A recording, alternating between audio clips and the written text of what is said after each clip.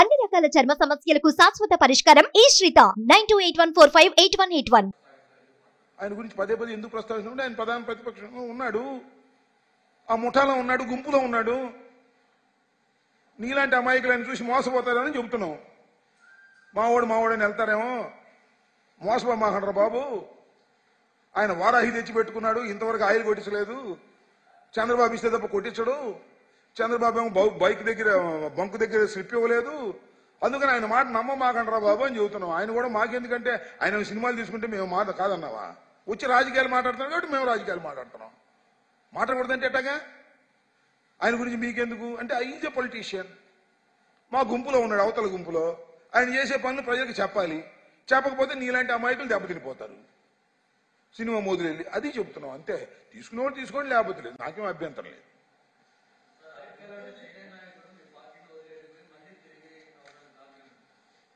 ఇది చిన్న చిన్న అపోహలు ఆయన ఏదో అనుకోవడం జరిగింది, మరి తెలియదు నాకు. బట్ ఇట్ ఇస్ ఏ మంచి పరిణామం. RK is a sincere politician, నాకు తెలిసినంత వరకు నిబద్ధత కలిగినటువంటి వ్యక్తి.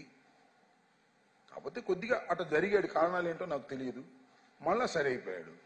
పార్టీకి మరింత బలాన్ని, మంగళగిరిలో మరింత బలాన్ని, మా జిల్లాలో మరింత బలాన్ని చేకూరుస్తుందని నేను నమ్ముతున్నాను. ఆర్కే డే 1 నుంచి పార్టీ కోసం కష్టపడినటువంటి వ్యక్తి మళ్ళీ తిరిగి మా పార్టీలోకి వచ్చాడు. సంతోషం. ఆయనేం పార్టీలో ఇప్పుడు జగన్మోహన్ రెడ్డి గారితోనో లేకపోతే నాతోనో లేకపోతే ఇంకోటితోనో విభేదించినంత మంది వెళ్ళి తెలుగుదేశం పోలా, చూశారుగా మీరు. సో ఆయన తత్వం అలాంటిది, మంచి వ్యక్తి.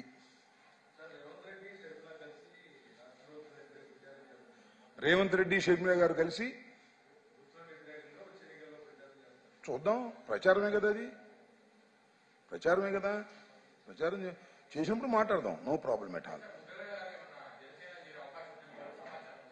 నువ్వు ముద్రగడ గారు జనసేనలో చేయని అవకాశం ఉందని నన్ను అడిగితే ఎలాగూ? ముద్రగడ గారిని అడుగు, లేకపోతే జనసేన నాయకుడిని అడుగు, వాళ్ళిద్దరు మాడుకొని చెప్తారు. మాకు ఏ రకమైన సమాచారం లేదు. ముద్రగడ అంటే గౌరవం ఉంది. కాపు ఉద్యమంలో పోరాడినటువంటి యోధుడు, అంతవరకు మాకు గౌరవం ఉంది. రాజకీయాలు ఆయన ఇష్టం.